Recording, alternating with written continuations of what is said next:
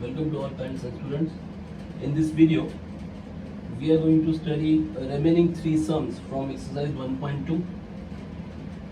First sum is question number 13. Okay, and in question number 13, they have given that the bill of rupees 51,000 was drawn on 18th February 2010 for 9 months. Okay, so we are let me clear. जो भी ये video पहली बार देख रहे हैं उनके लिए ये 12th commerce maths 2 chapter number 1 का एक्सरसाइज 1.2 हम देख रहे हैं और इस 1.2 में से हमने अब तक के वीडियोस में क्वेश्चन नंबर 1 to 12 कवर किए हैं. अभी हम क्वेश्चन नंबर 13 ऑनवर्ड्स कवर करने जा रहे हैं इस वीडियो में.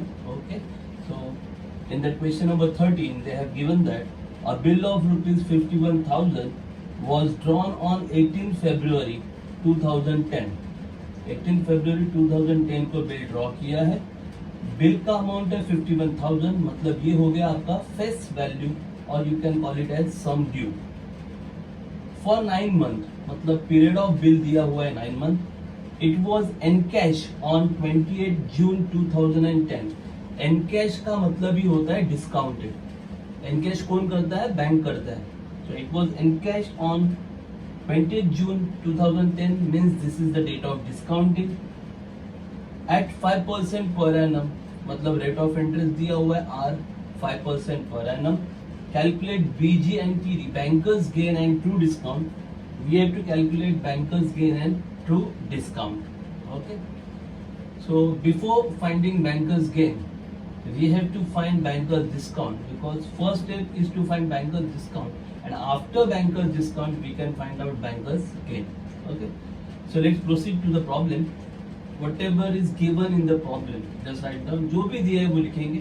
प्रॉब्लम में फेस वैल्यू दिया है, amount of the bill 51,000, date of drawing दिया हुआ है, कब बिल ड्रॉ किया 18 Feb 2010 को. पीरियड ऑफ बिल दिया है, how many months? 9 months.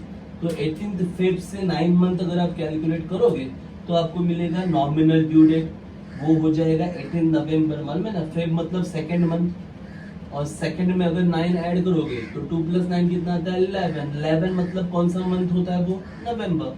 So therefore nominal due date हो गया 18 नवंबर 2010. अब नॉमिनल ड्यू डेट को +3 करेंगे तो क्या मिलेगा? Legal due date. So legal due date 18 + 3 21 November 2010. इसके बाद date of discounting, bill encash कब हुआ है? 20 जून 2010. तो ये हो गया date of discounting.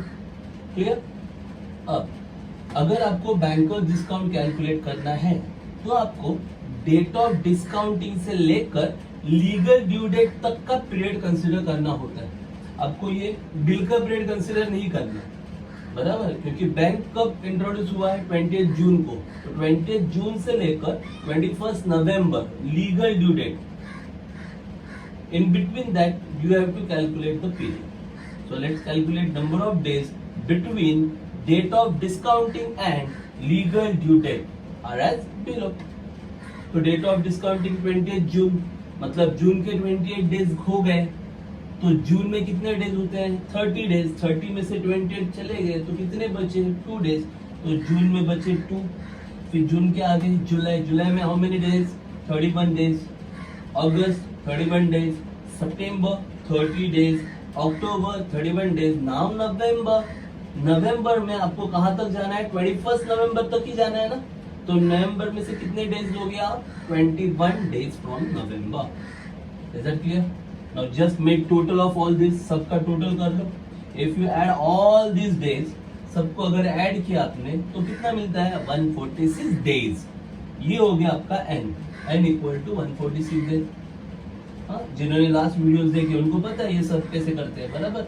Now this is in days ना, we have to convert it into years. ये डेज में दिया है, आपको कन्वर्ट करना है ईयर्स में. तो डेज को ईयर में कैसे कन्वर्ट करते हैं? Pretty simple, just divided by 365. तो 146 डिवाइडेड बाय 365. मैंने बोला था 73 का टेबल बनाओ. तो 73 2 जा 146 आता है और 73 5 जा 365 आता है. So 2/5 years. ये हो गया आपका n. Now you can easily find out bankers discount because the formula for bankers discount is bankers discount equal to BD, short form face value into N into R upon 100. So face value 51,000, N 2/5, R 5%. So just put down all the values. 5 will get cancel, 0 0 0 0 will get cancel. So what you will get? 510 into 2. So 510 into 2, what will be the amount? 1020. You can make that calculation. Very simple calculation. So banker discount is 1020 rupees. Okay. Now we have to find banker's gain, but there is no such straightaway relation between banker's discount and banker's gain. मतलब direct bankers discount और bankers gain में स्ट्रेटअवे कोई relation नहीं है. तो कैसा relation है? अपने पास फॉर्मूला है bankers gain equal to bankers discount minus true discount. तो इसमें होता क्या है? इसमें ट्रू डिस्काउंट भी आ गया, बैंकर्स गेन भी आ गया. तो इन तीनों में से सिर्फ बैंकर्स डिस्काउंट ही आपको पता है. You don't no bankers gain, you don't no true discount. बराबर. तो अगर दो अननोन है तो आप कोई फाइंड आउट कर नहीं सकते. एक ही कोई अननोन होता तो आप निकाल सकते हो ना, फाइंड आउट कर सकते हो. तो यहाँ पे बैंकर्स गेन भी पता नहीं है, ट्रू डिस्काउंट भी पता नहीं है. तो इसलिए क्या करेंगे, ये जो फॉर्मूला है वो हम शुरू में यूज नहीं कर सकते. अरे गेटिंग इट? क्यों नहीं यूज कर सकते? क्योंकि bankers gain equal to BD minus TD अगर शुरू में यूज किया होता तो इस फॉर्मूला में से सिर्फ हमें BD पता है, बैंकर्स डिस्काउंट पता है, हमें बैंकर्स गेन ट्रू डिस्काउंट पता नहीं है. तो फिर ऐसे कौन से दो टर्म्स है जिसमें डायरेक्ट रिलेशन है? तो वो है बैंकर्स गेन और ट्रू डिस्काउंट. इनमें डायरेक्ट रिलेशन है. क्या रिलेशन है? Bankers gain is interest on true discount. Bankers gain is interest on true discount. मतलब बैंकर्स गेन का जो फॉर्मूला है वो ऐसे होता है true discount into N into R upon 100. ये बैंकर्स गेन का फॉर्मूला है. तो अब इसमें हम बैंकर्स और ट्रू डिस्काउंट में रिलेशन फाइंड आउट कर सकते हैं. तो इसलिए हमने क्या किया, ये ट्रू डिस्काउंट जो है उसके लिए हमने वैल्यू अज्यूम किया x, जो हमें पता नहीं है ना. So let ₹x be the true discount. समझ में आ रहा है? क्योंकि वो ट्रू डिस्काउंट हमें यहाँ भी यूज करना और यहाँ भी यूज करना है. तो ट्रू डिस्काउंट कॉमन है ना, रिपीट हो रहा है ना. तो ट्रू डिस्काउंट हमने x अज्यूम किया, फिर बैंकर्स गेन का फॉर्मूला अप्लाई किया, true discount into N into R upon 100. True discount x ले लिया हमने, N 2/5, R 5 upon 100. 5 will get cancel. ये जो 2 है वो 100 को डिवाइड करेगा तो क्या मिलेगा? 50. x upon 50. ये हो गया आपका बैंकर्स गेन. मतलब बैंकर्स गेन का वैल्यू x अपॉन 50 आ गया. Now you can use this formula BG equal to BD minus TD. Why? अभी भी दो अननोन है, बैंकर्स गेन अननोन है, ट्रू डिस्काउंट अननोन है. लेकिन अब bankers gain in terms of x आया ना. x क्या है आपका? True discount. बराबर. मतलब बैंकर्स गेन की जगह पे भी x मिलेगा और ट्रू डिस्काउंट की जगह पे भी x मिलेगा. तो अभी एक ही अननोन हो गया ना, x. तो अभी फाइंड आउट करना इजी. समझ में आ रहा है लॉजिक? तो अब ये फॉर्मूला हमने यूज किया. बैंकर्स गेन की जगह पे क्या लिखा? x upon 50. बैंकर्स डिस्काउंट जो ऑलरेडी मिला है 1020 माइनस ट्रू डिस्काउंट क्या अज्यूम किया हमने? x पुट अप किया. हाँ, मैं ये भी क्या, ये सब कैलकुलेशन जो है ना हॉरिजॉन्टल वे में कर रहा हूँ. आप वर्टिकल फॉर्मेट में करना है. वर्टिकल का मतलब क्या है कि मैं इक्वल टू के बाद इक्वल टू लिख रहा हूँ ना, तो आप इसके नीचे लिखना है ये सब स्टेप. ये ऐसा प्रेजेंटेशन नहीं लिखना है. ये स्पेस मैनेज करने के लिए मैंने ऐसा किया. आपको लिखते वक्त एग्जाम में ऐसे लिखना है. ये लिखा तो इसके नीचे इक्वल टू लिख के ये स्टेप आना चाहिए, फिर इक्वल टू लिख के x अपॉन 50 आना चाहिए. That is the better presentation. Here also ये BG हो गया. BG के यहाँ पे वैल्यूज पुटअप किया. इसके नीचे ये सब स्टेप्स है, वो मैंने जो बाजू में लिखा है वो सब आपको वन बिलो द अदर ही लिखना है. x अपॉन 50, ये माइनस x है, यहाँ पे जाके क्या होगा? प्लस x हो गया. यहाँ पे क्या है? 1020 एज इट इज. अब ये एडिशन तो पता है आपको, मालूम है ना. इस x को डिनोमिनेटर कुछ नहीं है, मतलब क्या रहेगा? 1. सो स्ट्रेट में क्रॉस मल्टीप्लिकेशन होगा ना. तो x प्लस 50x, तो x प्लस 50x कितना x? 51x अपॉन 50 बन जाए 50. तो 51x upon 50 equal to 1020. Now straight away you can find out value of x. अब सिंपल सा कैलकुलेशन है, वो आप कैलकुलेशन यूज करना. क्या आ जाएगा calculation? So therefore x is equal to 1020 into 50 upon 51। तो देयरफॉर x इक्वल टू 51, अभी भी देखा आपने यहाँ भाई 51 टू जा 1020 है ना आपका, और क्या है 51। ओके 51 टू जा अगर आप करते हो तो कितना आएगा 102 बराबर है। तो 102 मतलब ये हो गया 20 इंटू 50, तो you'll get x is equal to how much 1000। अब ये x क्या था आपका ट्रू डिस्काउंट ना, हो गया। So therefore true discount is equal to ₹1000। अब आपको क्या फाइंड आउट करना है, बैंकर्स गेन भी फाइंड आउट करना था। सो बैंकर्स गेन क्या था वो अभी आपने देखा ना, बैंकर्स गेन आपको मिला था x अपॉन 50, ये यूज करो या भी ये भी फॉर्मूला यूज कर सकते हो। Banker's gain equal to BD minus TD, कोई भी यूज करो। So banker's gain is equal to BD minus TD। Banker discount 1020 और ट्रू डिस्काउंट 1000, कितना आ जाएगा ₹20। ये हो जाएगा bankers gain. At the end write down final answer. So therefore bankers gain is ₹20। Complete wording लिखना, बैंकर्स गेन, ये बीजी मत लिखना। Bankers gain is ₹20, true discount is ₹1000। Is that clear? हाँ, आपके टेक्स्ट बुक में बैंकर्स गेन का answer गलत दिया हुआ है। ओके उन्होंने ट्रू डिस्काउंट 1000 दिया है बट बैंकर्स गेन का वैल्यू 10 दिया, दैट इज रॉन्ग। तो सिंपल सी बात है ना कि भाई अगर आप ट्रू डिस्काउंट 1000 दे रहे हो और बैंकर्स डिस्काउंट अगर हमें 1020 मिला है तो बैंकर्स गेन 10 रुपीज होगा क्या? नहीं होगा, क्योंकि बैंकर्स गेन क्या होता है, bankers discount minus true discount. तो 1020 माइनस अगर 1000 करेंगे तो 10 आएगा क्या? नहीं। So it's a printing mistake. So that is all about question number 13. Is it clear? Let's move towards question number 14.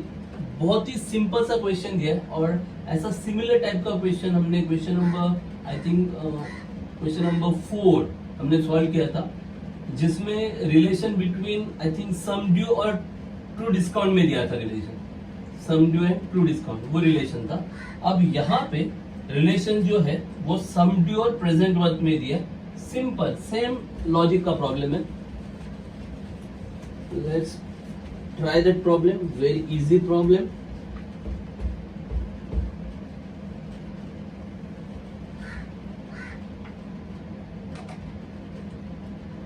Let's check what they have given.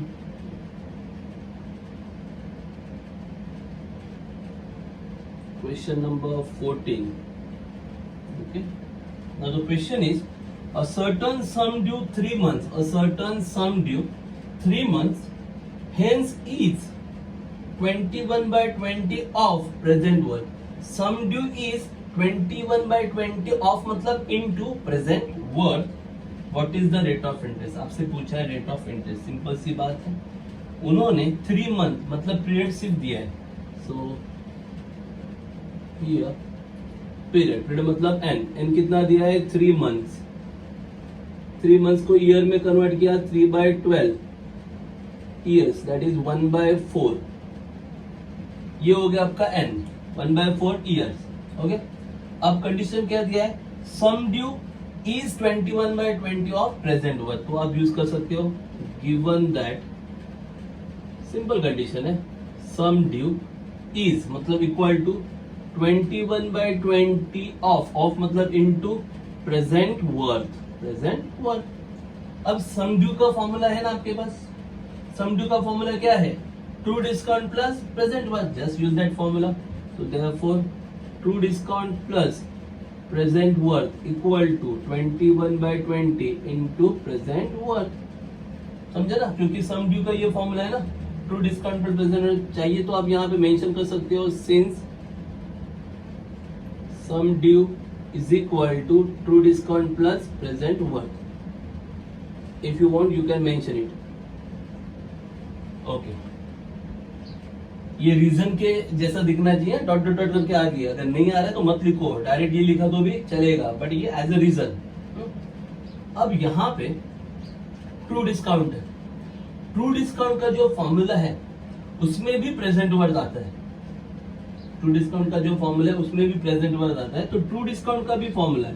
True discount का formula क्या है, present worth into N into are upon 100, ये है true discount का formula, plus present worth is equal to 21/20 into present worth. समझ में आ रहा है? मतलब अब सब जगह पे आपको प्रेजेंट वर्थ रिपीट होता हुआ नजर आ रहा है।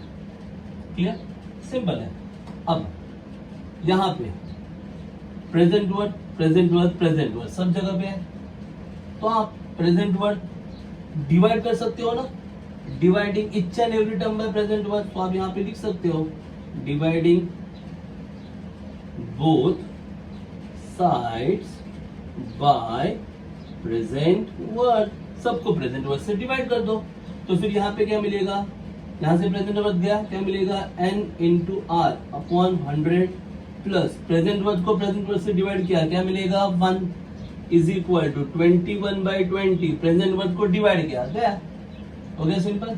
Just put down the values, n का वैल्यू ये +1 वहां पे जाके क्या होगा माइनस n का वैल्यू क्या है 1/4, so therefore 1/4 into r upon 100, ये n का वैल्यू 1/4 लिखा, ये r upon 100 +1 वहां पे जाके माइनस, so therefore 21/20 minus 1, तो ये हो गया r upon 400 equal to cross multiply 21 into 1 21 minus 1 into 20 20, so 21 minus 20 कितना आएगा 1 अपॉन 20 1/20, ये 400 डिवाइड वहां पे जाके multiply, so therefore r is equal to 1/20 into 400, 20 इस 400 को डिवाइड करेगा तो कितना आएगा 20, so at the end you have to write therefore rate of interest equal to 20% per annum, finished। कुछ डिफिकल्ट लग रहा है आपको? सिंपल सा प्रॉब्लम। 3 मंथ बोला था, ईयर में कन्वर्ट किया 1/4 ईयर। कंडीशन क्या आ गया था, sum due is equal to 21/20 of मतलब into present worth. Sum due का formula true discount plus present worth, true discount का formula present worth into N into are upon 100। सब टर्म्स में आपको प्रेजेंट वर्थ दिख रहा है, so just divide each and every term by present worth, dividing both sides by present worth, so यहाँ से गया nr upon 100 present worth upon present worth 1, यहाँ से present worth को डिवाइड किया just 21/20, now +1 वहां पे जाके माइनस n का value 1/4 r upon 100, 21/20 minus 1 1/20, then just a calculation। Are you getting it? So now let's proceed to our last problem, and I think this problem you have to do on your own because ऐसे ही some similar type of sum already हमने solve किए, तो ये मैं orally या थोड़ा बहुत steps आपको दिखाऊंगा, यहाँ पे पूरा कैलकुलेशन वगैरह ये सम आपको करना है। थोड़ा सा हिंट मतलब थोड़ा बहुत स्टेप्स में दिखा देता हूँ।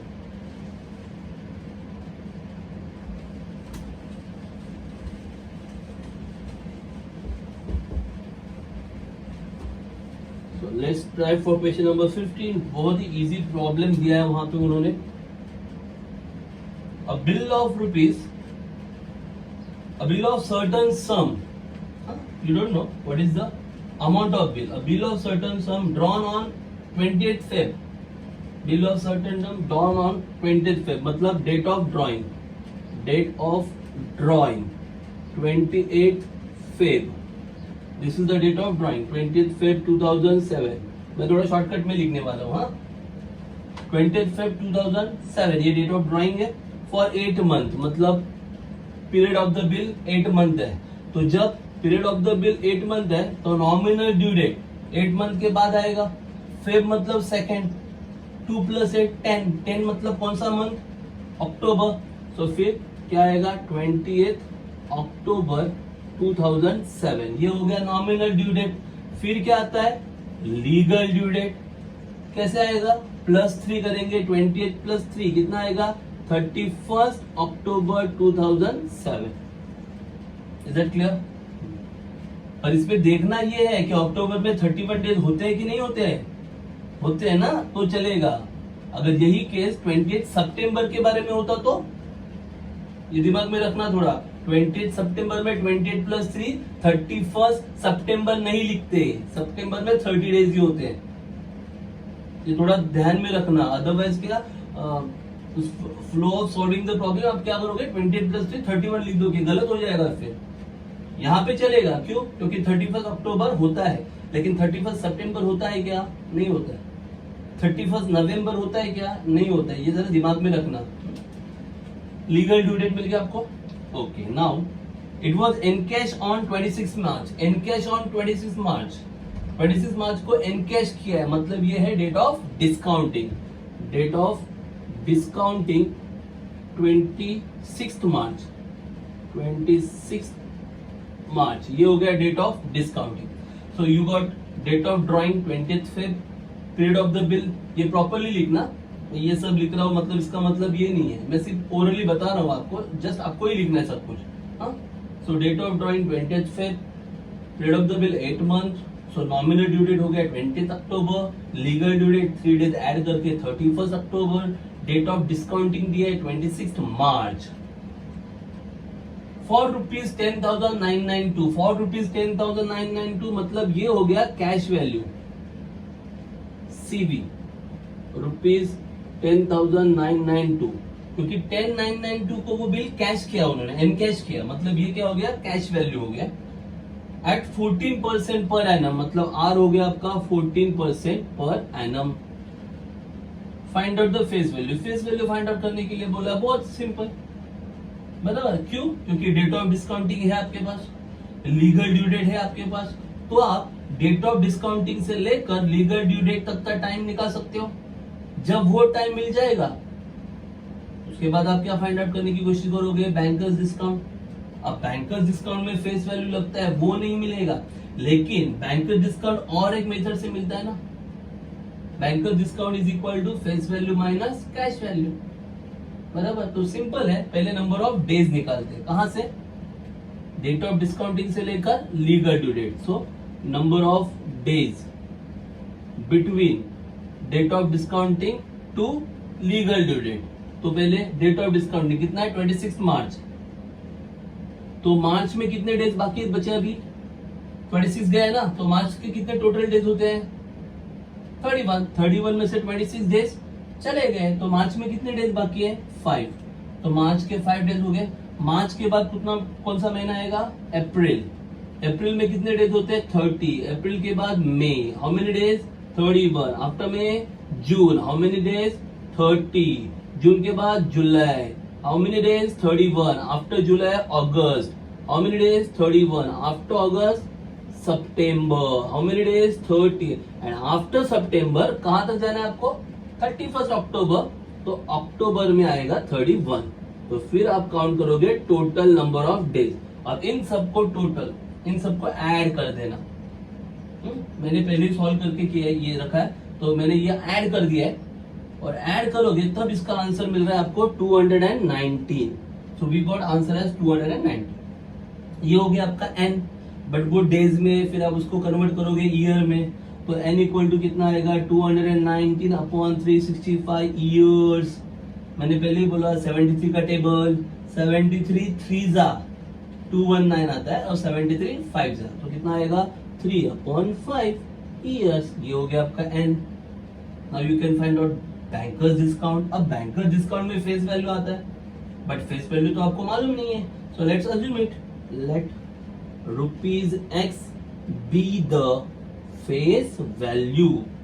अज्यूम करते हैं, let rupees x be the face value, तो फिर आपको मिलेगा बैंकर्स डिस्काउंट इक्वल टू, क्या फॉर्मूला है? Face value into n into r upon 100। Just put down the values. Face value x, n आपका कितना है?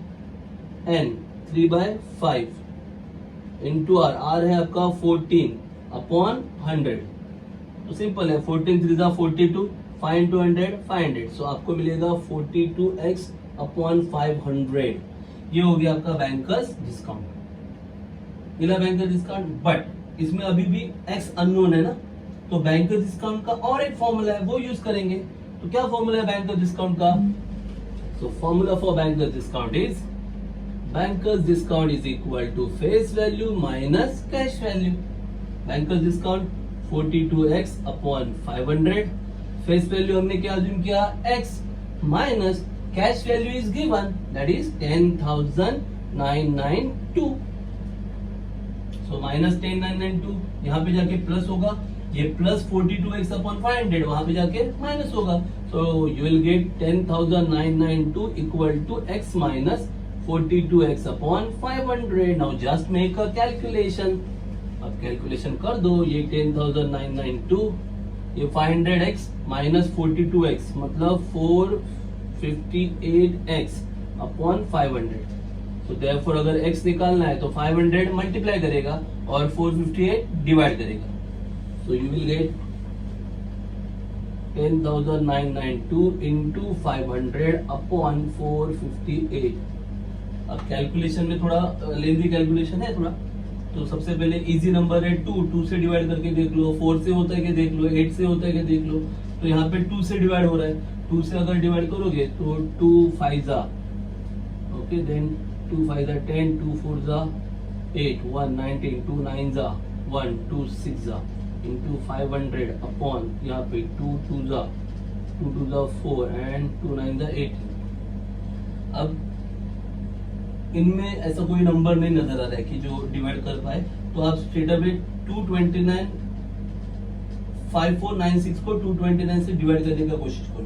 कभी कभार क्या होता है, जब लेंथी कैलकुलेशन आता है तो आपको थोड़ा रैंडम सोचना पड़ता है। मतलब अगर आप एक टेक्निक है, अप्रोक्सीमेट वे में आपको सोचना पड़ता है। मतलब ये 5496 है, इसको अगर आप 229 से डिवाइड करते हो तो रैंडमली आपको 229 नहीं सोचना है। इसके लिए आपके पास थोड़ा एक मतलब नियर अबाउट 30 तक के टेबल तो बाय होने चाहिए। 229 मतलब 230 के करीब है ये, तो जस्ट थिंक अबाउट 230, क्योंकि 23 का टेबल आपको बाय होता है ना, तो जस्ट थिंक अबाउट 230। तो आप देख रहे हो ये 549 है, अगर 23 का टेबल होता मतलब 230 का, तो 230 23 2 जा 46, 46 क्या आता, 23 3 जा 69, तो 69 मतलब 690 आएगा। तो यहाँ पे 690 पॉसिबल है क्या, नहीं ना, मतलब 2 जा कर सकते हो ना, तो यहाँ पे 2 से पहले आएगा। तो फिर आप 229 इंटू 2 रैंडमली करके देख सकते हो। तो 229 इंटू 2 अभी भी आपको पता है 458 आएगा। सब्ट्रैक्शन करोगे 9 माइनस 8 1, 14 माइनस 5 कितना आएगा 9, हो गया। सो 91 आ गया आपके पास, और ये 6। फिर से आप 23 के बारे में सोचोगे, 23 1 जा 23 2 जा 46, 23 3 जा 69, 23 4 जा 92, 92 इससे बड़ा आ रहा है बराबर, लेकिन इसके नजदीक आ रहा है ना, और ये नंबर 23 तो नहीं है। मतलब आप एक चेक कर सकते हो कि अगर मैं इसे 4 से मल्टीप्लाई करूं, 5 तो पॉसिबल नहीं है, 5 करेंगे तो बहुत ही ज्यादा डिफरेंस आएगा। लेकिन अब आपको पता है कि 23 फोर्जा में करता हूं तो 92 आता है, मतलब 230 फोर्जा 920 आएगा। Is that clear? मतलब इसके करीब वाला नंबर आ रहा है ना, तो इंटू 4 रफ में करके देखने का, 229 इंटू 4 क्या आ रहा है। और जब ये करके देखोगे, सिंपल है ना भाई, 4 9 जा 36, 6 3 4 2 जा 8, 8 प्लस 3 11 1 आ रहा है ना आपका 1, 4 2 जा 8 एंड 1 9, करेक्ट 916 आता है। तो यहाँ पे 4 माइनस 916 0। तो कितना डिवीजन होता है 24, स्ट्रेट अवे 29 से डिवाइड किया। फॉर दैट थोड़ा राउंडिंग का टेक्निक आपको यूज करना पड़ेगा, मतलब उसी नंबर से डिवाइड करने के बारे में सोचो, नियर अबाउट ऐसा पॉसिबल नंबर जिसका टेबल इजीली बोल सके आप, तो आप इजीली कैलकुलेट कर सकते हो। ओके, सो हियर 24 आता है इनटू ये 500, जस्ट मल्टीप्लाई कर दो, 24 5 जा 120 और ये 2 zeros 12,000 हो गया। So therefore face value is ₹12,000। Hint देने के बहाने पूरा प्रॉब्लम ही सॉल्व हो गया। लेकिन प्रॉपरली करना, मैंने जस्ट कैसे भी रिप्रेजेंट किया था वो प्रेजेंटेशन प्रॉपर करना, हाँ, जस्ट एक्सप्लेन करना था, दैट्स व्हाई मैंने पूरा प्रॉपर प्रेजेंटेशन नहीं किया। आपको प्रॉपरली सब लिखना है। क्या क्या लिखना है? Date of drawing, date of the bill, nominal due date, legal due date, date of discounting, cash value, rate of interest, फिर number of days between date of discounting and legal due date, उसके बाद n, n को year में convert करना है, फिर bankers discount निकालने से पहले फेस वैल्यू अज्यूम करना होगा एक्स, फिर बैंकर्स डिस्काउंट आएगा इन टर्म्स ऑफ एक्स, फिर बैंकर डिस्काउंट का और एक formula, you can find out face value. Is that clear? So here we have completed our exercise 1.2 and we have completed our chapter number 1 from maths 2. Okay, so just go through both the exercise 1.1 and 1.2, दोनों exercise thoroughly prepare करो, सभी videos को बार बार देखो, अगर किसी problem में doubt हो तो वो प्रॉब्लम बार बार देखो, अगर कोई डाउट हो तो आप इनबॉक्स में डाउट मैसेज कर सकते हो, ठीक है? So just go through them, practice it. Once again, thanks for watching video.